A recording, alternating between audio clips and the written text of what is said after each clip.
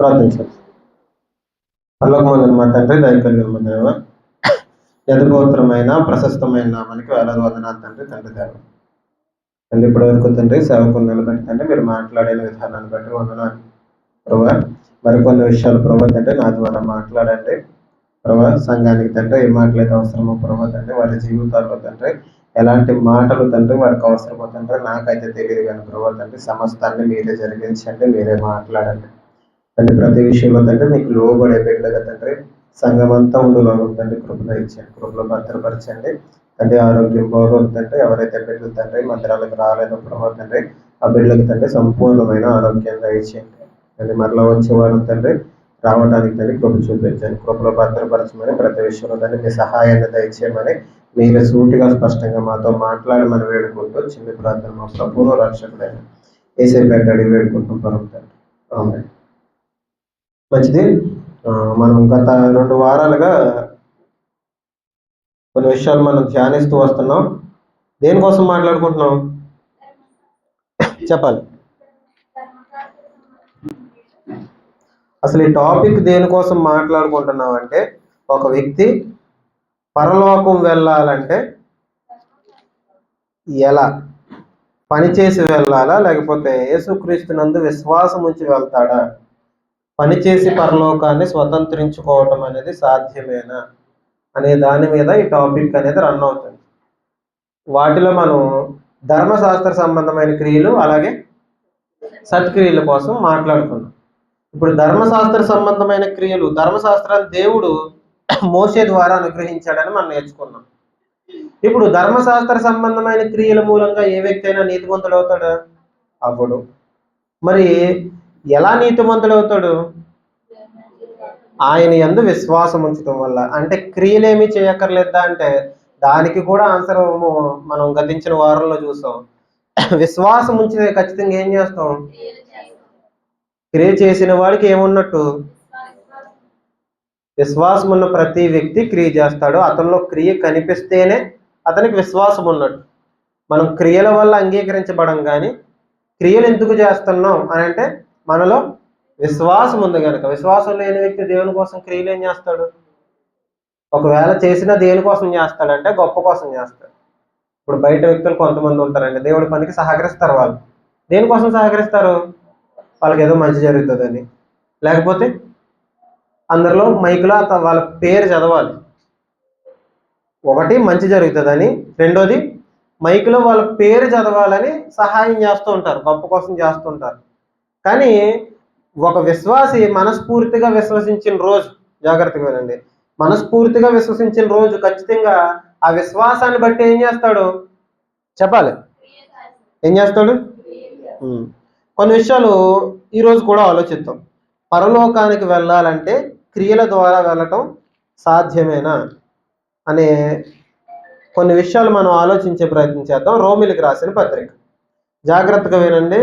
ఈరోజు ఎందుకో మీరు అందరు నీరసంగా కనిపిస్తున్నారు. రోమిలికి రాసిన పత్రిక 3వ అధ్యాయం. రోమిలికి రాసిన పత్రిక 3వ అధ్యాయం 21వ వచనం చదువుదాం. కొంచెం ఫాస్ట్గా చదవండి, ఆసక్తిగా, కొంచెం ఎనర్జీగా ఉండండి.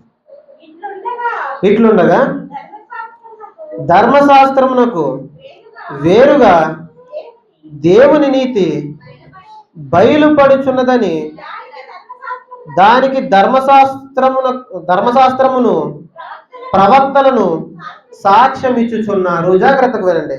ఇక్కడ రాయబడిన మాటలు ఏముందంటే, ఇట్లుండగా ధర్మశాస్త్రానికి వేరుగా దేవుని నీతి బయలుపరచబడి ఉంది. దేవుని నీతి ఎలా ఉందట? ఎలా ఉంది? ధర్మశాస్త్రానికి వేరుగా ఉంది. బయలుపరచబడటం అంటే తెలియచేయబడటం, చెప్పటం. దేవుని నీతి ఎలా చూపిస్తున్నాడంటే ధర్మశాస్త్రానికి వేరుగా బయలుపరచబడి ఉందట, వేరుగా చూపిస్తున్నాడట. ఇప్పుడు ధర్మశాస్త్రం ప్రకారం ఒక వ్యక్తి నీతిమంతుడు అవ్వాలంటే పాటించి నీతిమంతుడు అవ్వాలి. అది కదిపేస్తున్నారు. ఏం చేయాలి?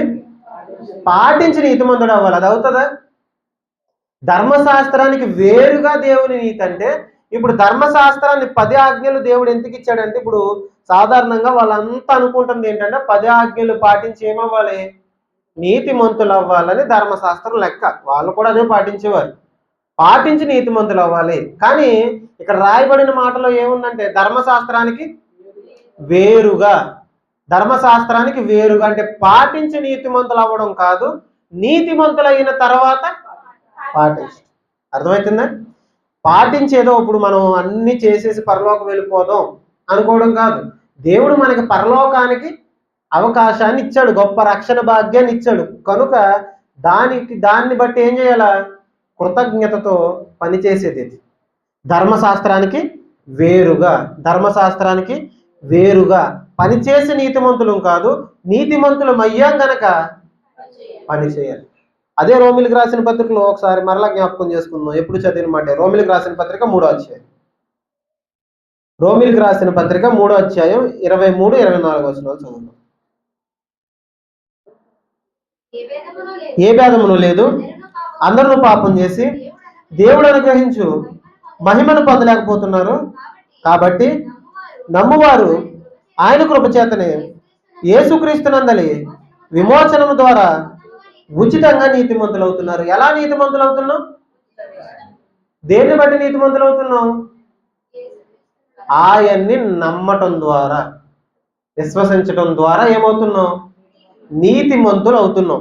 ధర్మశాస్త్రం ప్రకారం పాటించి నీతిమంతుడు అవ్వు అని చెప్తుంది ధర్మశాస్త్రం, కానీ పాటించడం మనిషి వల్ల అవ్వదని దేవుడే చెప్తున్నాడు. అర్థమవుతుందా? ధర్మశాస్త్రం పాటించి నీతిమంతులు అవ్వటం ఎవరి వల్ల కాదు. ఇక్కడ దేవుడు చెప్తుంది ఏంటంటే ధర్మశాస్త్రానికి వేరుగా. ఈ మాట చివరి వరకు జ్ఞాపకం ఉంచుకోండి, చివరి వరకు వింటే ఆటోమేటిక్గా అర్థమవుతుంది. ధర్మశాస్త్రానికి వేరుగా దేవుని నీతి బయలుపరచబడి ఉంది అనంటే ఇక్కడే చెప్తున్నాడు ఉచితంగా ఏమవుతున్నాం మనం. ధర్మశాస్త్రం ప్రకారం 10 ఆజ్ఞలు పాటించి నువ్వు నీతిమంతుడివి అవ్వలేవు, అవ్వనక్కర్లేదు. నువ్వు ఎలా నీతిమంతుడు అవుతావంటే దేవుని నీతి ధర్మశాస్త్రానికి వేరుగా ఉంది అని అంటే ఏంటంటే ఎలా నీతిమంతుడు అవుతావు? ధర్మశాస్త్రపు 10 ఆజ్ఞల్ని పాటించి నీతిమంతుడు అవ్వడం కాదు, ధర్మశాస్త్రానికి వేరుగా దేవుని నీతి అంటే ఉచితంగా నువ్వు ఆయన్ని విశ్వసించడం ద్వారా ఏమవుతున్నావు? నీతిమంతుడు అవుతున్నావు. ఇప్పుడు ఈ నీతిమంతుడు అయిన వాడు ఖచ్చితంగా ఏం చేయగలడు? ధర్మశాస్త్రాన్ని ఫాలో అవ్వగలడు. ఒక పాపి పరిశుద్ధమైన ఆజ్ఞల్ని ఎప్పటికీ ఫాలో అవ్వలేడు. ఇప్పుడు యేసుక్రీస్తు వారి రక్తంలో కడగబడ్డాం గనక, యేసుక్రీస్తు వారి రక్తంలో కడగబడ్డాం గనక మనం నీతిమంతులు అవుతున్నాం. ఈ నీతిమంతుడు ఏం చేస్తాడు? ఇప్పుడు మంచోడు ఏం చేస్తాడు? మంచి పనులు చేస్తాడు. చెడ్డోడు ఏం చేస్తాడు? ఆడు హృదయం అంతా చెడిపోయి ఉంది, నువ్వు మంచి పనులు చెయ్యి అని కొన్ని ఆజ్ఞలు ఇస్తే ఏం చేస్తాడు? చేయలేడు. అదే ఒక మంచోడికి కొన్ని ఆజ్ఞలు ఇస్తే చేస్తాడు. అర్థమవుతుందా? ఇప్పుడు మనం ఆజ్ఞల్ని పాటించాలన్నా, లేకపోతే దేవుని పని చేయాలన్నా, దేవుని క్రియ చేయాలన్నా మొట్టమొదటి చేయాల్సిన పని ఏంటంటే ఏం చేయాలా? మన హృదయం శుద్ధిగా ఉండాలంటే ఆయన్ని అంగీకరించడం ద్వారా మనం నీతిమంతులు అవ్వాలి. ఈ నీతిమంతుడు చేసే క్రియలను ఏమంటారు? సత్క్రియలు అంటారు. ఏ క్రియలు అంటారు? నీతిమంతుడు చేసే క్రియల్ని సత్క్రియలు అంటే ధర్మశాస్త్రం పాటించడానికి, నీతిమంతుడు అవ్వటానికి చేసే క్రియల్ని ధర్మశాస్త్ర సంబంధమైన క్రియలు అంటారు.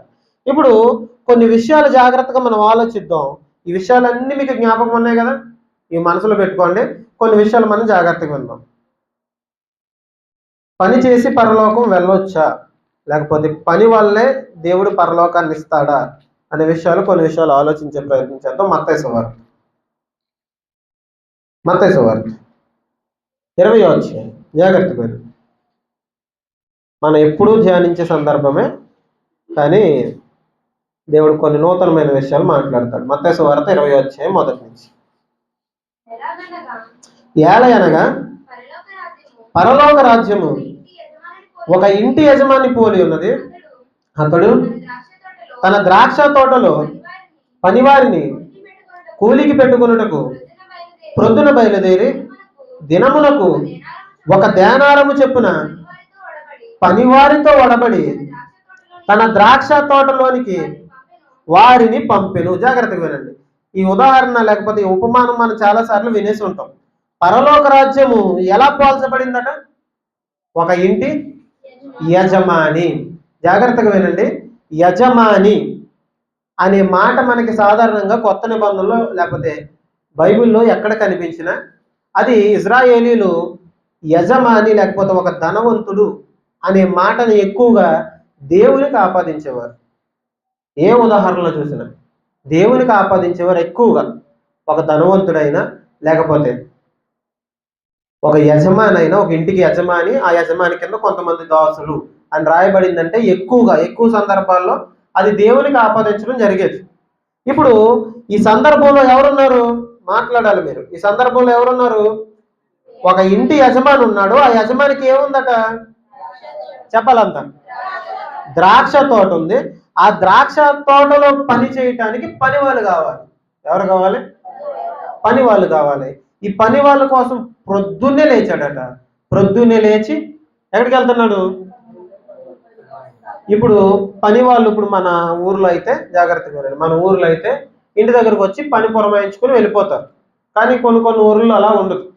ఉదాహరణకి మనకు ద్రాక్షారామం ఉందనుకోండి, ఎవరింటికి వెళ్ళి పనికి పెట్టుకుంటారు? సెంటర్లో కొంతమంది క్యారేజ్ పట్టుకుని తెల్లవారుజామున వచ్చేస్తారు. ఆ క్యారేజ్ పట్టుకుని నిలబడితే ఆ సెంటర్లోకి వెళ్ళి ఎవరైతే పని చేయగలరో బాగా చేస్తారో వీళ్ళు యవనస్తులు ఉన్నారు అనేసి కొంతమందిని చూసుకుని వీళ్ళు బలంగా ఉన్నారు పని చేయగలరని వాళ్ళని తీసుకుని చేలోకి అక్కడే డబ్బులు మాట్లాడుకుని ఈ రోజుకి ఇంత ఇస్తాను, జాగ్రత్తగా ఉండాలి, ఈ రోజు ఇంత ఇస్తాను, ఈ పని చేయడానికి ఇంత ఇస్తాను అని మాట్లాడుకుని తీసుకుని వెళ్తుంటారు. అలాగే ఈ యజమాని కూడా ఏం చేశాడట? ద్రాక్ష తోటలో పనుంది. ఎక్కడ పనుంది? ద్రాక్ష తోటలో పనుంది. ఈ పని వారి కోసం ఎక్కడికి వెళ్తున్నాడు? ఎక్కడైతే కూలీలు ఉంటారో అక్కడికి వెళ్తున్నాడు. వెళ్ళి అక్కడ ఆ పని చేయటానికి ఎంత కూలీ ఇస్తానో మాట్లాడుకున్నాడు. ఎంత కూలీ అట? ఒక దేనారము. దేనారం అన్న చోట 2 అని అంకేసి కింద ఉందో చూడండి. ఎంతట? కూలి పని ఎంత? అప్పట్లో మనకి ఈ కూలి పనులు అలవాటే. బాగా చిన్నప్పుడు మన తాతల కాలాల్లో రూపాయి, 2 రూపాయలు, ఇంకా 10 రూపాయలు ఇలా కూలి పనులు ఉండేవాట. అర్థమవుతుందా? ఇక్కడ కూలి పని ఎంత? ఆ రోజుల్లో ఒక దేనారం అంటే ఆ రోజు ఇజ్రాయేలీల ఆ కాలంలో ఒక రోజు కూలి పని అది. ఒక రోజు సగటు కూలి పని ఇప్పుడు ఒక 500, 600 ఇస్తున్నారు. అప్పుడైతే ₹1/2. ఉదయం నుంచి సాయంత్రం వరకు పని చేస్తే ₹1/2. ఈ యజమాని వెళ్ళాడు ద్రాక్ష తోటలో పని చేయడానికి. కూలీకి మాట్లాడుకున్నాడు కొంతమందిని. ఉదయాన్నే వెళ్ళాడు. ఉదయం అంటే ఇంచుమించు 6 అనుకోండి. 6 గంటలకు వెళ్ళాడు. 6 గంటలకు వెళ్ళి పని వారిని మాట్లాడుకున్నాడు. జాగ్రత్తగా వినండి. పని వారిని మాట్లాడుకున్నాడు. పని వారిని మాట్లాడుకుని ఎంత ఇస్తానన్నాడు? జాగ్రత్తగా వినాలి మీరు. ఎంత ఇస్తానన్నాడు? ₹1/2 ఇస్తానన్నాడు. నువ్వు నాకు కనిపించట్లేదు. ₹1/2 ఇస్తానన్నాడు. ఇప్పుడు ఒక రోజుకి కూలి పని ₹1/2 ఇస్తానని కూలికి పెట్టేసుకున్నాడు. అయిపోయింది. ఇప్పుడు మరికొంతమంది కూలి వాళ్ళు కావాల్సి వచ్చింది. 9 గంటలకు బయలుదేరాడు. ఎన్ని గంటలకి? పొద్దున్నే 6 గంటలకు కొంతమంది వచ్చేసారు. ఇప్పుడు 9 గంటలకు మరలా బయలుదేరుతున్నాడు. వెళ్ళి ఆ 9 గంటలకు కొంతమందిని పనికి కుదుర్చుకుంటున్నాడు. చూడండి, చదువుదాం ఒకసారి. తరువాత అతడు దాదాపు 9 గంటలకు వెళ్ళి సంత వీధిలో ఊరక నిలిచి ఉన్న మరికొందరిని చూచి, మీరును నా ద్రాక్ష తోటలోనికి వెళ్ళుడి, ఏమి న్యాయమో అది మీకు ఇత్తునని వారితో చెప్పగా వారును వెళ్ళిరి. జాగ్రత్తగా వినండి. మొట్టమొదట వచ్చిన వాళ్ళతో ఏం చెప్పాడు? ₹1/2 ఇస్తానని. రోజుకి ఒక దేనారం. ₹1/2 అంటే దరిద్రంగా ఉందిలేండి. దేనారం అని ఒక దేనారం ఇస్తానన్నాడు. ఒక దేనారం ఇస్తాను, రోజుకి కూలి ఇస్తాను మీకు అని మాట్లాడుకున్నాడు. ఒక ఒప్పందం అయిపోయింది, ఒక కాంట్రాక్ట్ అయిపోయింది. ఇప్పుడు 9 గంటలకు వచ్చిన వాళ్ళతో ఏం చెప్తున్నాడు? మీకు ఏది న్యాయమో అది ఇస్తాను. మొట్టమొదటి వాళ్ళతో ఏం చెప్పాడు? ఒక దేనారం ఇస్తానని కాంట్రాక్ట్ అయిపోయింది, అంతే ఇస్తారు, ఇంకా ఎగస్ట్ ఎవరు. ఇప్పుడు వెనకాల వచ్చిన వాళ్ళతో ఏం చెప్తున్నాడు? మీరు చేసే పనిని బట్టి మీకు ఏది న్యాయమో అది ఇస్తాను అని చెప్తున్నాడు. ఇప్పుడు 9 గంటల వాళ్ళు పనికి వచ్చేసారు. 6 గంటలకు కొంతమంది వచ్చారు, 9 గంటలకి ఇంకో కొంతమంది వచ్చారు. ఇప్పుడు మరలా 12 గంటలకు వెళ్తున్నాడు. 12 గంటలకు వెళ్ళి దాదాపు 12 గంటలకు 3 గంటలకును అతడు మరలా వెళ్ళి అలాగూ చేశాను. ఎప్పుడెప్పుడట? 12 గంటలకి, 3 గంటలకి, 6 గంటలకి వెళ్ళాడు. కొంతమంది పని వాళ్ళు పెట్టుకున్నాడు, వాళ్ళతో కాంట్రాక్ట్ మాట్లాడేశాడు. ఎంత కూలి ఇస్తానన్నాడు? ఒక దేనారం ఇస్తానన్నాడు. 9 గంటల వాళ్ళతో ఏం చెప్పాడు? అలాగే 12 గంటల వాళ్ళతో, 3 గంటల వాళ్ళతో కూడా ఏమి చెప్పలేదు. పనికి రమ్మన్నాడు, వాళ్ళు వచ్చేసారు. ఇప్పుడు ఆలోచించండి, ఒక కూలీ సెంటర్లో కొంతమంది ఉదయాన్నే పనికి వెళ్ళిపోయారు, మరలా వచ్చి చూస్తే 9 గంటలకు కొంతమంది అక్కడే నిలబడి ఉన్నారు. అంటే అర్థం ఏంటి చెప్పండి? ఎవరు పనికి పిలవట్లేదు. ఆ 9 గంటల వాళ్ళని కూడా పనిలో పెట్టేసుకున్నాడు. ఇప్పుడు మరలా 12 గంటలకు వచ్చాడు, అప్పటికి కూడా కొంతమంది క్యారేజీలు పట్టుకుని చూస్తున్నారు. వాళ్ళని ఎవరు పనిలోకి, పని బాగా చేసిన వాళ్ళని పనిలోకి ఆగేస్తారు. పని చేయలేని వాళ్ళని వాళ్ళు 12 అయినా, 1 గంట అయినా, 3 అయినా అలా నుంచోవాల్సింది.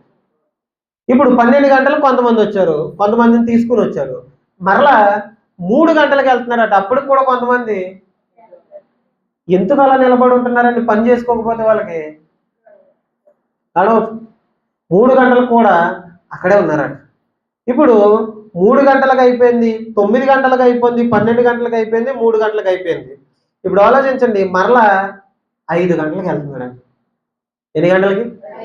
సాయంత్రం 5 గంటలకు వెళ్తే అప్పుడు కూడా కొంతమంది అక్కడే క్యారేజీలు పట్టుకుని అలా ఎవరైనా వస్తారా, ఏదైనా పని దొరుకుతుందా, సాయంత్రం ఇంటికి వెళ్ళాలి, ఇంటికి వెళ్ళేటప్పటికి ఎంతో కొంత డబ్బులు పట్టుకెళ్తే కానీ గడవదు. అప్పుడులో చూడండి, ఎప్పుడు బియ్యం అప్పుడు దంచుకోవడమో, లేకపోతే చిన్నప్పుడు చిన్న కాయ ఇచ్చి 2 రూపాయలు నూనె తెమ్మనేవారు. గుర్తున్నాయిక? కొట్టు దగ్గరికి వెళ్ళి 2 రూపాయలు, రూపాయి నూనె తెమ్మనేవారు. నాకైతే 2 రూపాయలే గుర్తు. 2 రూపాయలు నూనె తెమ్మనేవారు. ఎప్పుడుదప్పుడే. ఇప్పుడైతే మనం స్టోర్ చేసుకుని ఉంచుకుంటున్నాం. దేవుడు మనకు చక్కని స్థితి ఇచ్చాడు. అప్పుడైతే ఎప్పటి నూనె అప్పుడే, ఎప్పుడు డబ్బా పట్టుకెళ్ళి 2 రూపాయలు నూనె ఇమ్మన్నాం అనుకోండి, మన వైపు వింతగా చూస్తుంటారు. అర్థమవుతుందా? ఇప్పుడు వాళ్ళు 5 గంటల వరకు అక్కడే ఎందుకు నిలబడి ఉన్నారు? 5 గంటల వరకు అక్కడే ఎందుకు నిలబడి ఉన్నారు అని అంటే, ఎందుకు నిలబడి ఉన్నారు? వాళ్ళ పని కోసం. ఇప్పుడు ఆలోచించండి, జాగ్రత్తగా వినండి. ఒక యజమాని ఉన్నాడు, ఆ యజమాని తోటలో పని ఉంది. ఆ యజమాని దేవుడైతే ఆ తోట ఏంటి? సంఘం. ఆ తోట ద్రాక్ష తోట, ఆ తోట సంఘం. ఆ యజమాని ద్రాక్ష తోట ఏంటి? సంఘం. ఆ యజమాని దేవుడైతే, ఆ యజమానికి ఉన్న ద్రాక్ష తోట సంఘం అయితే, ఆ సంఘంలో ఏముందట? పని ఉంది. ఆ పని కోసం కొంతమంది వ్యక్తులు కావాలి. దేవుని సంఘంలో పని ఉంది, ఆ పని చేయటానికి కొంతమంది వ్యక్తుల్ని దేవుడు పిలుస్తున్నాడు. మొట్టమొదటిగా 6 గంటలకి, ఉదయం అని పొద్దున్న రాయబడి ఉంటుంది, మీకు అర్థం కావడానికి 6 గంటలు అని చెప్తున్నాను. 6 గంటలకు కొంతమంది వచ్చేసారు, 9 గంటలకు కొంతమందిని పిలిచాడు, 12 గంటలకు కొంతమందిని పిలిచాడు, తర్వాత 3 గంటలకు కొంతమందిని పిలిచాడు, తర్వాత 5 గంటలకు కొంతమందిని పిలిచాడు. ఇప్పుడు పని చేసేసారు, వీళ్ళంతా పని చేసేసారు. వీళ్ళంతా పని అయిపోయింది. పని అయిపోయిన తర్వాత సాయంత్రం డబ్బులు ఇచ్చే టైం వస్తుంది. డబ్బులు ఇచ్చే టైంలో ఇప్పుడు గృహ నిర్వాహకుని పిలిచాడు. అంటే యజమాని దగ్గర కొంతమంది పనిచేసే వాళ్ళు, ఆ పని అంతా చూసుకునే వాళ్ళు ఉంటారు కదా, వాళ్ళు ఏదో కానీ అంటారండి మన భాషలో, ఉద్దారకడ. ఉద్దారకడ, ఆ పని అంతా చూసేవాడిని ఉద్దారకడ అంటాడు మన పల్లెటూరు భాషల్లో. ఇప్పుడు ఆ గృహ నిర్వాహకుని పిలిచారట. జాగ్రత్తగా వెళ్ళండి, గృహ నిర్వాహకుని పిలిచారు. నేను లాస్ట్లో అడుగుతాను, మీరు చెప్పకపోతే బాగోదు. గృహ నిర్వాహకుని పిలిచారు. గృహ నిర్వాహకుని పిలిచి ఇలా కూలి పనులు ఇచ్చే అన్నాడు. కూలి పనులు ఇచ్చేంటే చిట్ట చివరగా 5 గంటలకు వచ్చిన వాళ్ళు రమ్మన్నారు. సాయంత్రం 5 గంటలకు వచ్చారు కదా, వాళ్ళు ఒకే ఒక గంట పని చేశారు, 5 నుంచి 6 వరకు. ఒక గంట పని చేస్తే వాళ్ళకి ఒక దేనారం ఇచ్చారంట. అంటే ఒక ₹1/2 ఒక దేనారం ఇచ్చేశారు. ఇప్పుడు ముందున్న వాళ్ళు అనుకుంటున్నారు, వచ్చి ఒక గంట పని చేసిన వాడికి ఏమిస్తున్నారు? ఒక దేనారం ఇచ్చేస్తున్నారు. గంట పనికి ఎంత ఇస్తారు? అయితే గంటకి దేనారం, గంటకి ₹1/2. ఈరోజు మన పంట పండిపోయింది, మనకి చాలా జీతం వస్తుంది. పొద్దున్న వచ్చినోడు ఏమనుకుంటాడు? అయ్యి బాబు, ఈరోజు మామూలుగా ఉండదు, ఒక వారం రోజులు మనం పనిలోకి వెళ్ళక్కర్లేదు అని అనుకుంటున్నాడట. 5 గంటలకు వచ్చిన వాళ్ళకి ఒక దేనారం ఇచ్చాడట. తర్వాత 3 గంటలకు వచ్చిన వాళ్ళకి ఒకే దేనారం ఇచ్చారట. వీళ్ళకి అర్థం కావట్లేదు.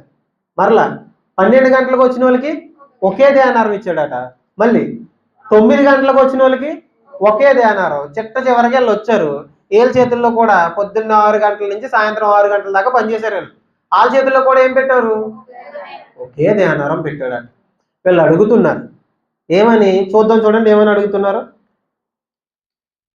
20వ అధ్యాయం 12వ వచనం.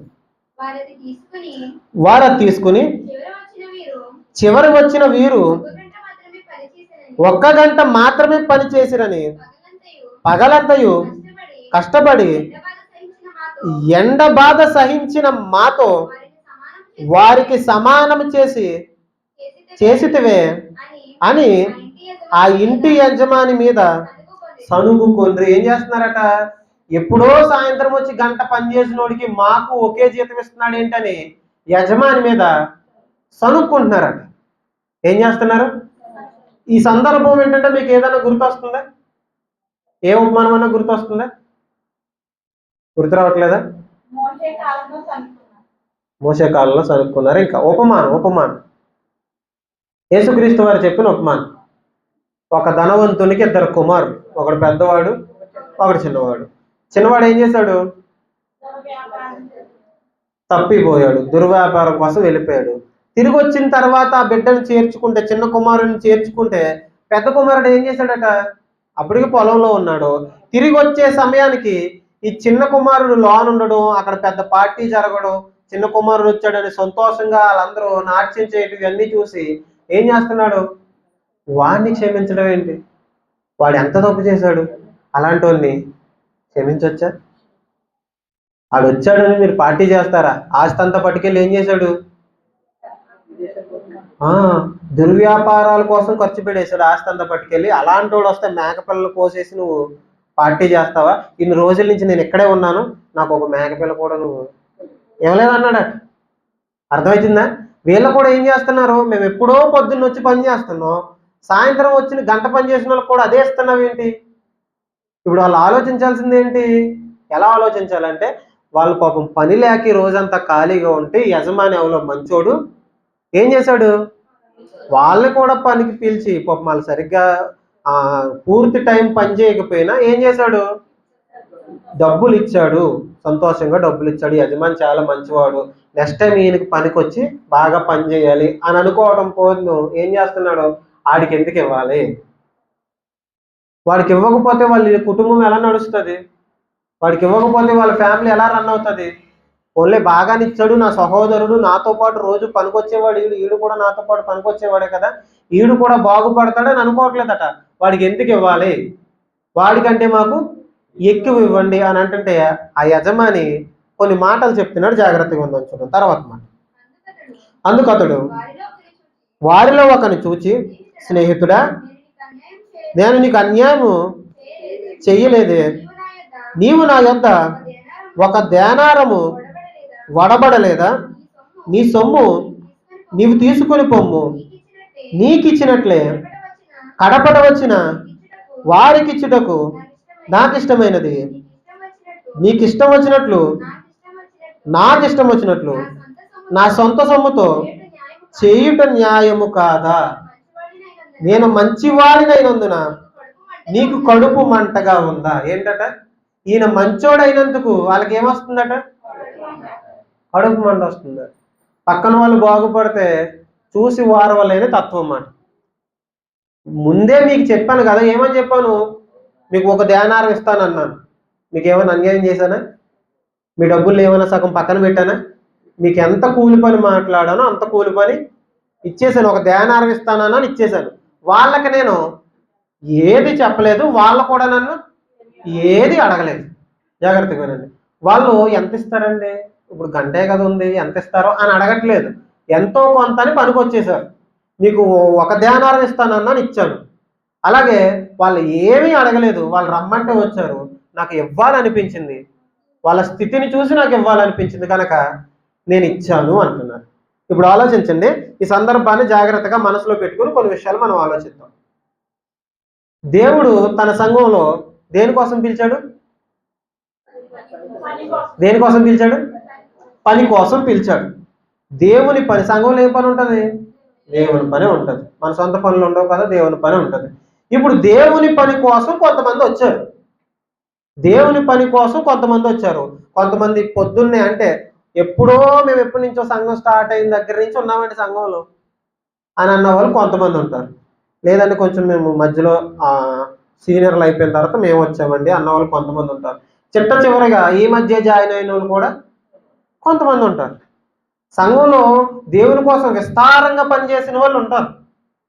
పొద్దు నుంచి సాయంత్రం వరకు కష్టపడి ఎండలో మేము మరిగిపోయామన్న వాళ్ళు ఉంటారు. అప్పుడే వచ్చి చిన్న చిన్న పనులు చేసిన వాళ్ళు కూడా ఉంటారు. అర్థమవుతుందా? ఆ యజమాని దేవుడైతే, ఆ ద్రాక్ష తోట సంఘం అయితే, ఆ సంఘంలో పని ఉంటుంది. ఆ పని చేసే వాళ్ళు సంఘస్థులైతే, ఇప్పుడు ఆ పని అందరూ సమానంగా చేశారా? అందరికీ ఒకే పని అప్పగించబడిందా? అందరూ ఒకే టైంలో చేశారా? ఒక్కొక్కరికి ఒక్కొక్క పని అనేది, ఒక్కొక్క టైం అనేది ఉంది. అర్థమవుతుందా? ఇప్పుడు అందరికీ మాత్రం ఒక్కటే జీతం. ఇప్పుడు పనిని బట్టి పరలోకం అయితే, పనిని బట్టి జీతం అయితే, పనిని బట్టి దేవుడిచ్చే బహుమానం అయితే ఏం చేయాలి చెప్పండి? పొద్దున్నుంచి చేసిన వాళ్ళకి బహుమానం అంటే పరలోకం అనుకోండి. పరలోకంలో ఆడికి పెద్ద కుర్చీ వేసి, నీకు చిన్న కుర్చీ వేసి, అప్పుడే వచ్చిన వాళ్ళని పక్కనే చిన్న పాక ఉంటా పాకలు పెడతారా? పనిని బట్టి పరలోకం కాదు. చాలా మంది ఇలాంటి తప్పుడు బోధలు చేస్తున్నారు. అదే చెప్తున్నా నేను, పనిని బట్టి పరలోకం కాదు. అలాంటి పాటలు కూడా మన సంఘంలో వినిపించడానికి వీల్లేదు. పని చేసి పరలోకాన్ని స్వతంత్రించుకోవడం అనేది బైబిల్ ప్రకారం రాంగ్. పాడితే ఏమైపోయిందంటే బైబిల్లో ఒకటి తీయకూడదు, ఒకటి కలపకూడదు. కలిపితే ఏమవుతుందట? పరిశుద్ధ పట్టణంలో పాలు ఉండదంట. అంటే పరలోకానికి వెళ్ళమట. అర్థమవుతుందా? పని చేసి పరలోకం స్వతంత్రించుకోవటం అనేది బైబిల్ ప్రకారం తప్పు. మరి ఏంటి అంటే ఆయన కృప ద్వారా అనుగ్రహించబడింది. ఇప్పుడు అందరికీ సమానంగా ఇచ్చాడంటే ఏంటి అర్థం? ఆయన కృపది, ఆయన ప్రేమ చూపిస్తున్నాడు. నువ్వు సంఘంలో నువ్వు చేర్చబడిన పనిని బట్టి నీకు పరలోకం కాదు. పనిని బట్టి పరలోకం కాదు. దేన్ని బట్టి పరలోకం? నువ్వు ఆయన్ని విశ్వసించావు. విశ్వసించి ఆయన సంఘంలో నువ్వెంత పని చేసావన్న దాన్ని బట్టి నీకు బహుమానం రాదు. నువ్వు ఆయన సంఘంలో ఉన్నావు, ఆయన పని చేస్తున్నావు అంతే. నేను ఎక్కువ పని చేస్తున్నాను, పాస్టర్ గారికి పెద్ద సీట్ వేస్తారు, లేకపోతే చిన్న పని చచ్చి తుడిచే వాళ్ళకి అక్కడ కూడా చీపురు కట్టించి తొడమంటారు. ఇది కాదు. ఏ పని చేసినా, దేవుని సంఘంలో ఏ పని చేసినా, లేకపోతే ఎలాంటి కార్యాలు నువ్వు దేవుని కోసం చేసినా అందరికీ సమానమైన జీతం అనేది ఉంటుంది. ఒకరు ఎక్కువ ఒకరు తక్కువ సంఘంలో ఎంత మాత్రం కాదు. అలాగే పరలోక రాజ్యంలో కూడా దేవుడు జీతం ఇచ్చేటప్పుడు ఒకరిని ఎక్కువగాను ఒకరు తక్కువగాను చూడడు కాక చూడడు. ఇప్పుడు చెప్పండి, పని చేసి ఎక్కడికి వెళ్ళలేము? పని ఎందుకు చేయాలి? దేవుని పని ఎందుకు చేయాలి చెప్పండి? కృతజ్ఞతగా చేయాలి. ఇప్పుడు ఇంట్లో పనిచేసి మన ఇంట్లోనే, మన సొంత ఇంట్లోనే పొద్దున్నే లేచి గిన్నెలు కడిగేసి తుడిచేసి అమ్మ దగ్గరికి వెళ్ళి రోజంతా పని చేశాను కదా 500 అన్నాం అనుకోండి, ఏం చేస్తారు? గిన్నె ఇచ్చుకొని నెత్తి మీద కొడతారు. అది ఎవరి ఇల్లు? మన ఇల్లు. ఇది ఎవరి సంఘం? మన సంఘం. మన దేవుని పని చేసి నేను చేశాను కాబట్టి నాకు పరలోకం అంటే డెప్ మీద కొడతాడు దేవుడు. అర్థమవుతుందా? పని చేసావు కాబట్టి పరలోకం కాదు. ఇది నీ సంఘం, ఇది నీ దేవుని పని. నువ్వు కృతజ్ఞతతో చేయాలి. చేసిన పనిని బట్టి జీతం ఎంత మాత్రం కాదు. చేసిన పనిని బట్టి ఈ లోకంలో మధ్యాహ్నం నుంచి చేస్తావు కూలి పని, ఉదయం నుంచి చేస్తావు కూలి పని ఉంటుంది. కానీ దేవుని దగ్గర అలా ఉండదు. నువ్వు విశ్వాసివైనా, కాపరివైనా, లేకపోతే సీనియర్గా ఉన్న సంఘ పెద్దవైనా, ఎవరు అయినప్పటికీ నువ్వు విశ్వసించి దేవునిలో నమ్మకంగా కొనసాగితే నువ్వు ఎక్కడికి వెళ్తావు? పరలోక రాజ్యానికి వెళ్తావు. అంటే విశ్వసించినంత మాత్రాన్ని వెళ్ళిపోతామా అంటే కాదు. క్రీస్తు యేసునందున్న వారికి ఏ శిక్షా విధి లేదు. అంటే యేసుక్రీస్తు నందు ఉండటం అంటే ఒకసారి మనం మాట్లాడుకున్నాం ఏమని? యేసుక్రీస్తు నందు ఉండటం అంటే పాపం చేయకుండా ఉండటం. యేసుక్రీస్తు నందు ఉండటం అంటే ఆయన ఎలా ఉన్నాడో అలా ఉండడం.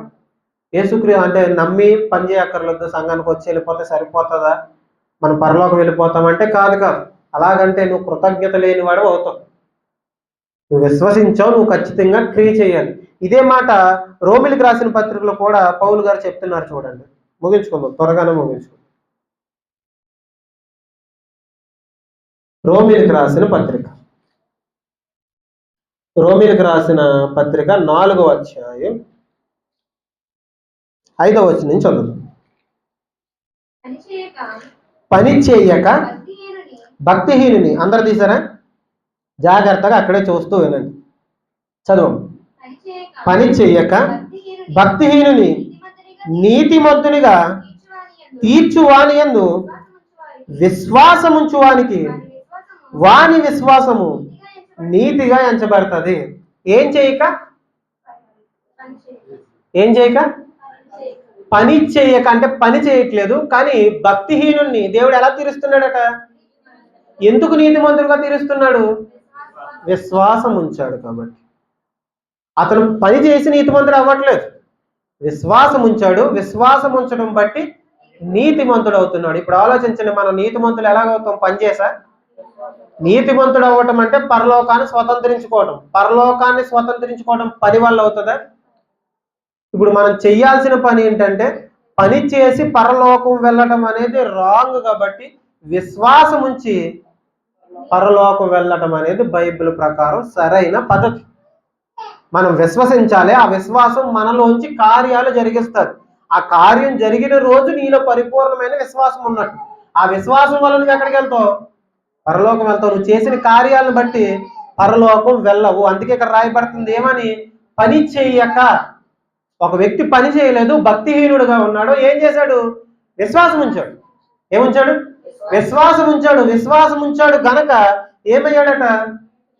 నీతిమంతుడయ్యాడు. తర్వాత మాట చదువుతాం చూడండి.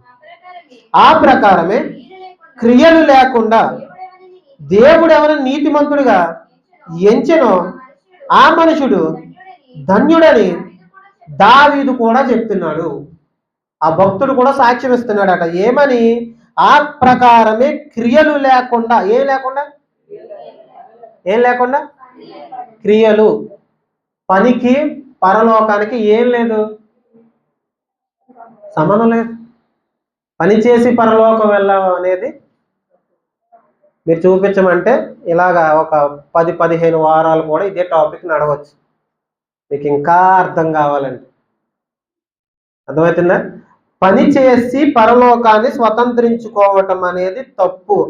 ఇక్కడ దావీదు కూడా చెప్తున్నాడు ఏమని? ఆ ప్రకారమే క్రియలు లేకుండా దేవుడు ఎవరిని నీతిమంతుడుగా ఎంచెనో ఆ మనుషుడు ధన్యుడు. ధన్యుడు అంటే ఆశీర్వదించబడిన వాడు. క్రియలు లేకుండా ఏ వ్యక్తి దేవుని చేత నీతిమంతుడుగా ఎంచబడతాడో అతను ఆశీర్వదించబడిన వాడు, ధన్యుడు అని చెప్తున్నాడు. పని చేసి పరలోకాన్ని స్వతంత్రించుకుంటాను అని అంటే అతను ఆశీర్వదించబడిన వాడా? శాపగ్రస్తుడైపోతాడు. దేవుని ప్రకారం ఏంటి? దేవుని చిత్తానుసారంగా ఏముందంటే ధర్మశాస్త్రానికి వేరుగా దేవుని నీతి. దేవుని నీతి లేకుండా నువ్వు పరలోకం ఎక్కడ వెళ్తావు? నీ స్వనీతిని, అంటే నేను కష్టపడి మంచోన్ని అయిపోతాను, నేను మంచి పనులు చేసి మంచోన్ని అయిపోతాను అంటే నీ స్వనీతి అవుతుంది. నీ స్వనీతి వల్ల నువ్వు ఎప్పటికీ పరలోకానికి వెళ్ళలేవు. ధర్మశాస్త్రానికి వేరుగా దేవుని నీతి అంటే ఏంటంటే విశ్వసించి పరలోకం వెళ్ళటం. చివరగా మీకు ఒక మాట చూపిస్తాను. యేసుక్రీస్తు వారు తానే తన నోటితో చెప్పిన మాట ఇది. యేసుక్రీస్తు వారు చెప్పారు ఈ మాట, చూడండి, ఆశ్చర్యపోకండి, జాగ్రత్తగా వినండి. ఆయనే చెప్పిన మాట. యోహాను సువార్త 6వ అధ్యాయం. యోహాను సువార్త 6వ అధ్యాయం 28-29 వచనాలు కొంచెం స్లోగా అందరికి అర్థమయ్యే విధంగా అందరూ తీసుకోండి. ఈ మాట అందరూ జాగ్రత్తగా చూడండి. చదవండి. వారు మేము దేవుని క్రియలు జరిగించుటకు ఏమి చేయవలెనని ఆయనను అడుగగా యేసు ఆయన పంపిన వాని యందు మీరు విశ్వాసముంచుటయే దేవుని క్రియని వారితో చెప్పారు. ఏమర్థమైంది? చెప్పాలి, ఏమర్థమైంది? యేసుక్రీస్తు వారి దగ్గరికి వచ్చి కొంతమంది అడుగుతున్నారు ఏమని? దేవుని క్రియలు చేయాలంటే మేము ఏం చేయాలి అంటే మాకు దేవుని పని చేయాలని ఉంది. ఏం చేయాలని ఉంది? నిజానికి ఇలా చేయాలని లేదు. ఇలా ఎవరో తెలుసా? ఆ ముందు సందర్భం చదివితే మనకు అర్థమవుతుంది. యేసుక్రీస్తు వారు ఎప్పుడు వెళ్ళినా వాళ్ళకి ప్రార్థన అయిపోయిన వెంటనే రొట్టెలు పెట్టేవారు. ఏం పెట్టేవారు? రొట్టెలు పెట్టేవారు. యేసుక్రీస్తు వారు రొట్టెలు పెట్టిన తర్వాత వీళ్ళు అస్తమానం రొట్టెలు అంటే తిరుగుతున్నారు అని ఆ రొట్టెల బ్యాచ్తో కొంచెం దూరంగా వచ్చారు, అటు కనిపించకుండా. వీళ్ళ వాక్యం వినట్లేదు, వాక్యం తర్వాత వచ్చి రొట్టెల కోసం చూస్తున్నారు. ఎప్పుడైపోతుంది ప్రార్థన, ఎప్పుడు రొట్టెలు పెడతారని చూస్తున్నారు అటు వీళ్ళు. అర్థమవుతుందా? ఇప్పుడు ఈ బ్యాచ్కి యేసుక్రీస్తు వారు ఏం చేశారు? దూరంగా ఉన్నారు. వాక్యం వినే వాళ్ళకి దేవుడి దగ్గరగా ఉంటాడు, రొట్టెల కోసం వచ్చే వాళ్ళకి దేవుడు దూరంగానే ఉంటాడు. వాక్యం ఆసక్తితో వినడానికి వచ్చిన వాళ్ళకి దేవుడి దగ్గరగా ఉంటాడు, ఆశీర్వాదాల కోసం వచ్చే వాళ్ళకి దేవుడు దూరంగా ఉంటాడు. అర్థమవుతుందా? ఇప్పుడు వాళ్ళు రొట్టెలు తినడానికి వచ్చారు, యేసుక్రీస్తు వారు కొంచెం దూరంగా వచ్చేసారు. దూరంగా వచ్చేస్తే వీళ్ళు చేసిన పని ఏంటో తెలుసా? యేసుక్రీస్తు వారు ఎక్కడున్నారని సముద్రంలో పడవలు వేసుకుని ఎత్తుక్కుంటూ వెళ్ళిపోయారు. అర్థమవుతుందా? ఫ్రీగా ఆయన దగ్గర కూర్చుని వాక్యం వింటే తర్వాత ఏమొస్తుంది మనకి? రొట్టెలు వస్తాయి, భోజనం వస్తుంది, మనం కష్టపడక్కర్లేదు. వెళ్ళడం, కూర్చోవడం, వాక్యం వినడం, ఫుల్గా పెడతారు. ఎంత ఫుల్గా పెడతారంటే 12 గంపలు మిగిలిపోయినంత ఫుల్గా పెడతారు. కడుపు నిండా కూర్చోబెట్టి, మళ్ళీ బఫీ కూడా కాదు, బఫీ సిస్టమ్ కూడా కాదు, టేబుల్ వేస్తారు, కింద కూర్చోబెడతారు, కూర్చోబెట్టి రొట్టెలు పెడతారు, చేపలు కూడా పెడతారు. రొట్టెలు పెట్టి చేపలు పెట్టి ఎంత ఎలాగంటే తృప్తి పొంది, అంటే కడుపు నిండా, అంటే ఇక్కడ దాకా పీకిల దాకా తినేసే అంత పెడతారు, మాకు ఏ బాధ లేదు అని ఆయన్ని ఎత్తుక్కుంటూ వెళ్ళిపోతున్నారట ఆ బ్యాచ్లు. ఆ బ్యాచ్తో యేసుక్రీస్తు వారు ఏం చెప్తున్నారంటే పై మాటలు ఒకసారి చదువుదాం, చూడండి, మీకు అర్థమవుతుంది. 27వ క్షయమైన ఆహారం కొరకు కష్టపడుడు గాని నిత్య జీవము కలుగజేయు అక్షయమైన ఆహారము కొరకే కష్టపడుడి, మనిషి కుమారుడు దానిని మీకు ఇచ్చును. ఇందుకై తండ్రి అయిన దేవుడు ఆయనకు ముద్ర వేసి ఉన్నాడని చెప్పాను. ఆయన ఏం చెప్తున్నాడు? మీరు క్షయమైన ఆహారం కోసం, పొద్దున తింటే సాయంత్రం అరిగిపోయే ఆహారం కోసం మీరు ఎంత తాపత్రయపడిపోతున్నారు, కష్టపడిపోతున్నారు. దీనికోసం కాదు కష్టపడవలసింది. దేనికోసం కష్టపడాలి? అక్షయమైన ఆహారం అంటే వాక్యం. క్షయమైన ఆహారం అంటే మనం భుజించే బయట ఆహారం, అక్షయమైన ఆహారం అంటే వాక్యం. ఆ వాక్యం కోసం కష్టపడండి అని అంటే అప్పుడు వీళ్ళు అడుగుతున్నారు ఏమని? వాక్యం కోసం కష్టపడాలా? సరే, అయితే దేవుని క్రియలు చేయాలంటే మేమేం చేయాలి? మాకు దేవుని పని చెయ్యాలని ఉంది, చెయ్యాలని లేదు. నిజానికి వీళ్ళు రొట్టెల కోసమే వచ్చారు, వీళ్ళు రొట్టెల కోసమే తిరుగుతున్నారు. పైకి యేసుక్రీస్తు వారు అలాగన్నారని అలా మాట్లాడుతున్నారు, ఒక వేషధారణ మాట. ఏమని మాట్లాడుతున్నారు? దేవుని క్రియలు చేయాలంటే ముగించుకుందాం, చెప్పండి ఏం చేయాలి? అప్పుడు యేసుక్రీస్తు వారు ఏం చెప్తున్నారు? విశ్వాసం ఉంచడమే దేవుని క్రియ. ఏముంచడం దేవుని క్రియ? మీరు ఏదేదో చేసేద్దాం అనుకుంటున్నారు దేవుని క్రియ, విశ్వాసం ఉంచడమే దేవుని క్రియ. నువ్వు దేవుని యందు, యేసుక్రీస్తు వారి యందు విశ్వాసం ఉంచటమే క్రియ. నువ్వు ప్రత్యేకించి క్రియలు చేసి ఎక్కడికి వెళ్ళలేవు, పరలోకం వెళ్ళలేవు. ఇప్పుడు యేసుక్రీస్తు వారు తన నోటమ్మట ఆయనే చెప్తున్న మాట ఏంటి? ముగించుకుందాం, చెప్పండి. విశ్వాసం ఉంచటమే క్రియ. ఇప్పుడు చెప్పండి, క్రియలు చేసి పరలోకం వెళ్ళొచ్చా? క్రియలు చేసి పరలోకం వెళ్ళడం అనేది సాధ్యమా? అసాధ్యం. మన అబ్రహాం గారి సందర్భం మాట్లాడుకున్నాం.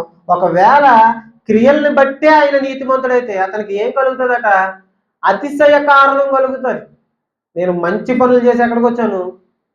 పరలోకం వచ్చాను. నీతి అనేది రుణం కాదు, దానం అని చెప్పబడుతుంది. ఏంటట? నీతి రుణం కాదు, నువ్వు సంపాదించి తెచ్చుకున్నది కాదు. నీతి అనేది ఇప్పుడు మన మీద ఆపాదించబడిన నీతి. మనమంతా బాప్తిజం పొందుకున్న మనమంతా యేసుక్రీస్తు వారి రక్తంలో కడగబడ్డం, మనం నీతిమంతులుగా మారం. ఇప్పుడు మన మీద ఉన్న ఈ నీతి మనం సంపాదించుకున్నది కాదు, ఆయన్ని నమ్మడం ద్వారా మనం నీతిమంతులమయ్యాం. ఈ నీతిమంతులమైన మనం ఏం చేయాలి చెప్పండి? పని చేయాలి. ఏ పని చేస్తా పని ఏమవుతుంది? సత్క్రియ అవుతుంది. ఇప్పుడు పని చేయకుండా నీలో విశ్వాసం ఉందంటే ఏమైనట్టు? కుదరదు. విశ్వాసం అంటే ఖచ్చితంగా క్రియ చేస్తావు. నువ్వు క్రియలు చేయకపోతే నీకు విశ్వాసం డౌన్లో ఉంది, తగ్గిపోయిందని అర్థం. అర్థమవుతుందా? ఈరోజు మనం స్పష్టంగా కొన్ని విషయాలు అర్థం చేసుకున్నాం. పని చేసి మనం ఎక్కడికి వెళ్ళలేము. పని చేసి పరలోకం స్వతంత్రించుకోండి. దేవుని కోసం కష్టపడటం అనేది చెయ్యాలి ప్రతి ఒక్కరు. దేవుని కోసం ప్రతి ఒక్కరూ కష్టపడాలి. కానీ కొంతమంది ఇక్కడ చూడండి, ఇలాంటి మాటలే మాట్లాడతారు. ఏమని? వీళ్ళకి పని చేయాలన్న ఉద్దేశం లేదు, దేవుని కోసం పని కూడా చేయరు, దేవుని కోసం ఏమీ చేయరు. కానీ పైకి ఏంటి? పని చేస్తాం, పని చేసి పరలోకం, పని చేసి పరలోకం. నీ మొగం పెట్టుకుని ఏ రోజు వీళ్ళు కూడా అదే చేశారు. ఏం చేస్తున్నారు? వీళ్ళు పని చేయలేదు, రొట్టెల కోసం తిరుగుతున్నారు. ఈ రొట్టెల కోసం తిరిగి బ్యాచ్ చేయమంటున్నారు. పని చేయాలంటే ఏం చేయాలి? చెయ్యాలన్న ఆసక్తి లేదు, చెయ్యాలన్న ఉద్దేశం కూడా వీళ్ళకి లేదు. పైకి మాత్రం ఏం చేస్తున్నారు? మేము పని చేస్తాం, పని చేస్తాం, పని చేస్తాం. ఏ పని చేయరాలు వాళ్ళకి. అందుకే యేసుక్రీస్తు వారు చెప్తున్నారు, మీరు ఏది కష్టపడిపోయి ఇరగదీసే అక్కర్లేదు. మీరు ఏం చేయాలా? ముందు విశ్వాసం ఉంచండి. మీకు విశ్వాసం లేదు, దేనికోసం తిరుగుతున్నారు? మీరు రొట్టెల కోసం తిరుగుతున్నారు. మీరు విశ్వాసం ఉంచండి. విశ్వాసం ఉంచటమే క్రియ. మీరు క్రియ చేద్దాం అనుకుంటున్నారు కదా, క్రియ అంటే ఏంటో కాదు, ముందు విశ్వాసం ఉంచండి, అదే క్రియ అని చెప్పారు. ఇప్పుడు 3 వారాల నుంచి విన్న ఈ మాటలు బట్టి మీకు ఏమర్థమైంది ఒకసారి చెప్పండి గట్టిగా. అందరూ చెప్పట్లేదు. పని చేసి పరలోకాన్ని స్వతంత్రించుకోవడం అసాధ్యం. మరి పరలోకం ఎలా వెళ్ళాలి? యేసుక్రీస్తునందు విశ్వాసం ఉంచడం ద్వారా పరలోకం అనేది మనకి వాగ్దానం చెయ్యబడింది. ఇప్పుడు వాగ్దానం చెయ్యబడింది గనక మనకు దేవుడు ఆ పరలోకం ఇచ్చేస్తానన్నాడు, వాగ్దానం చేసేసాడు. వాగ్దానం చేసిన దేవుడు నమ్మదగిన వాడు. నేను ఖాళీగా కూర్చుంటానంటే, ఇప్పుడు ఇశ్రాయేలు దేవుడు ఏం చేశాడు? కానాను భూభాగాన్ని ఇస్తానని వాగ్దానం చేశాడు. అందరూ వెళ్ళిపోయారా? ఎంతమంది వెళ్ళారు? అక్క బాగా చెప్తుంది సార్, అలా బిగ్గరగా చెప్పాలి. ఎంతమంది వెళ్ళారు? 2. ఎవరెవరు వాళ్ళు? ఎవరు? అహరోను కాదు ఆయన. ఎవరు? యెహోషువ. కాలేబు, యెహోషువ 2 వెళ్ళారు. వీళ్ళిద్దరూ అక్కడికి వెళ్ళారు. ఎంతమంది బయలుదేరారు? సుమారుగా 20 లక్షల మంది బయలుదేరారు. ఎంతమందికి వాగ్దానం చేయబడింది? 20 లక్షల మందికి వాగ్దానం చేయబడితే ఆ వాగ్దానాన్ని స్వతంత్రించుకున్న వాళ్ళు ఎంతమంది? 2. ఆ 2 మాత్రమే అక్కడికి వెళ్ళారట. వాగ్దానం అయితే 20 లక్షల మందికి ఉంది. బయలుదేరినప్పుడు 20 లక్షల మంది బయలుదేరారు. కానీ 2 మాత్రమే, 20లో 2, 20 లక్షల మందిలో 2 వెళ్ళారట. ఇప్పుడు ఆలోచించండి, పరలోకం ఇస్తానని మనందరినీ దేవుడు నీతిమంతులుగా మార్చాడు. మనందరినీ వాగ్దానం చేశాడు దేవుడు మనకి, నీకు నిత్య జీవాన్ని అనుగ్రహిస్తాను. 1 యోహాను పత్రికలో ఉంటుంది, నిత్య జీవాన్ని అనుగ్రహిస్తానని ఆయన వాగ్దానం చేశాడు. ఈ వాగ్దానం మనందరికీ చేశాడా, కొంతమందికి చేశాడా? అందరికీ చేశాడు. ఆ రోజు వాళ్ళు కానాను భూభాగానికి వెళ్ళకపోవడానికి కారణం ఏంటంటే, ఏంటి కారణం? మధ్యలో దేవుని మీద తిరగబడ్డారు, దేవుని ఆజ్ఞలు పాటించలేదు, కనుక నశించిపోయారు. ఈరోజు కూడా మనకు కూడా వాగ్దానం చేయబడింది. ఈ వాగ్దానం చేయబడిన మనం ఏం చేయాలంటే యేసుక్రీస్తునందు ఉండాలి. ఎక్కడ ఉండాలి? యేసుక్రీస్తునందు ఉండడం అంటే 2 మాటలు చెప్పాను. ఏంటవి? పాపం చేయకుండా ఉండడం, 2 ఆయన ఎలా ఉన్నాడో అలా ఉండడం. యేసుక్రీస్తునందు ఉండడం అంటే ఒకసారి చెప్పండి, మీరు మర్చిపోతున్నారు. యేసుక్రీస్తునందు ఉండడం అంటే ఇప్పుడు వచనాలు చూపిస్తే మళ్ళీ ఒక్కో గంట అవుతుంది, కాబట్టి మీకు మామూలుగా చెప్తున్నాను. యేసుక్రీస్తునందు ఉండడం అంటే ఆయనలా ఉండడం, ఇంకోటి పాపం చేయకుండా ఉండడం. ఈ 2 ఉన్నట్లయితే యేసుక్రీస్తునందు ఉంటే ఆ వాగ్దానాన్ని మనం స్వతంత్రించుకుంటాం. మనందరికి ఆయన వాగ్దానం చేశాడు, మనందరిని ఆయన నీతిమంతులుగా మార్చాడు. ఆ నీతిమంతులైన మనం కృతజ్ఞతతో సత్క్రియలు చేసేవారిగా ఉండాలి. సంఘంలో కష్టపడే వారిగా ఉండాలి. అర్థమవుతుందా? సంఘంలో దేవుని పని ఉంది. ఆ యజమాని ద్రాక్ష తోటకి ఎంతమందిని పిలిచినా ఇంకా పని ఉంటుంది. పొద్దున పిలిచినా, 9 గంటలకు పిలిచినా, 12 గంటలకు పిలిచినా, 3 గంటలకు పిలిచినా, 5 గంటలకు పిలిచినా ఇంకా పని ఉంది. ఇప్పటికీ పని ఉందట. పని విస్తారంగా ఉంది. పనివారు కొద్దిమంది ఉన్నారు. సంఘానికి వచ్చే వాళ్ళు ఎక్కువ మంది, పని చేసేవాళ్ళు తక్కువ మంది. పనివారు కావాలని దేవుడు కోరుకుంటున్నాడు. అలా దేవుని కోసం సత్క్రియలు చేసేవారిగా మనమంతా నిలబడదాం గాక. ఆమె మరికొన్ని విషయాలు వచ్చే వారం తెలుసుకుందాం. ప్రార్థన చేసుకుందాం. పరలోకమందున మా తండ్రి, దయ కలిగిన మా దేవ, ఎంత పవిత్రమైన ప్రశస్తమైన మనకి వేలాది వందనాలు తండ్రి. తండ్రి దేవ ప్రభా, ఇప్పటివరకు తండ్రి కొన్ని విషయాలు మేము నేర్చుకున్నాం తండ్రి. మా సామర్థ్యం బట్టి, మా స్వనీతిని బట్టి మేము ఎంత మాత్రం పరలోకం వెళ్ళలేమని ప్రభా తండ్రి. మీరు ఇచ్చిన కృప వల్లే తండ్రి మేము నిత్య జీవానికి చేరుకుంటామని తండ్రి. కొన్ని విషయాలు మేము నేర్చుకున్నాం తండ్రి. బైబిల్లో తండ్రి అనేక విషయాలు తండ్రి మేము ధ్యానిస్తుండగా తండ్రి మాకు సహాయం దయచేయండి తండ్రి. విన్న ప్రతి మాటను అర్థం చేసుకోవడానికి తండ్రి, కేవలం విని విడిచిపెట్టేవారిగా కాకుండా ప్రభా తండ్రి, నీకోసం సత్క్రియలు చేసేవారిగా తండ్రి, నీకోసం ఉన్నతంగా బ్రతికేవారిగా ప్రభా, నీ నామాన్ని తండ్రి ఎంత మాత్రం తండ్రి అవమాన పాలు చేసే తండ్రి ప్రవర్తన మాలో ఉండడానికి వీల్లేదు తండ్రి. నీ నామాన్ని మహిమపరిచేవారిగానే మేము ఉండాలి ప్రభా తండ్రి. నీ నామాన్ని ఘనపరిచేవారిగానే మేము ఉండాలి. మా జీవితాలను బట్టి ప్రభా అనేకులు నేను తెలుసుకుని ప్రభా తండ్రి సంఘం వైపు ఆకర్షించబడాలి. అలాంటి కృపను దయచేయండి, కృపలో భద్రపరచండి. ప్రతి విషయంలో మీ సహాయాన్ని దయచేయమని, స్థిరంగా నిలబెట్టమని, మరికొన్ని విషయాలు తండ్రి మరలా వచ్చే వారం మాట్లాడుకోవడానికి తండ్రి మీ కృప చూపించమని తండ్రి. ఇలాంటి తండ్రి అమూల్యమైన విషయాలు మాకు నేర్పిస్తున్న రీతిని బట్టి వందనాలు. ప్రతి వారం స్పష్టంగా మాతో మాట్లాడుతున్న విధానాన్ని బట్టి వందనాలు. మరికొన్ని విషయాలు మాకు నేర్పించమని వేడుకుంటూ, కృపలో భద్రపరచమని వేడుకుంటూ, చిన్న ప్రార్థన మా ప్రభువును రక్షకుడైన యేసయ్య పేరిట అడిగి వేడుకుంటూ పలుకుతాను. మంచిది, అందరికి వందనాలండి. ప్రభు బలి నిమిత్తం వాక్య పఠనం జరిగించుకుందాం.